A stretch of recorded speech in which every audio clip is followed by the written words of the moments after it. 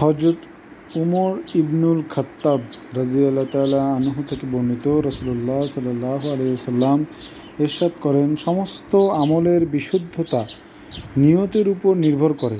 প্রত্যেক ব্যক্তি তার নিয়ত অনুযায়ী ফলাফল লাভ করবে। সুতরাং যে ব্যক্তি আল্লাহ ও তার রাসূলের সন্তুষ্টির উদ্দেশ্যে হিজরত করবে, তার হিজরত আল্লাহ ও তার রাসূলের সন্তুষ্টির জন্যই,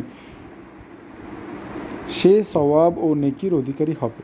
কিন্তু যে ব্যক্তি দুনিয়ার পার্থিব বস্তু লাভ অথবা কোনো মহিলাকে বিবাহ করার উদ্দেশ্যে হিজরত করবে, হিজরতের মাধ্যমে সে তাই পাবে যা সে নিয়ত করেছে।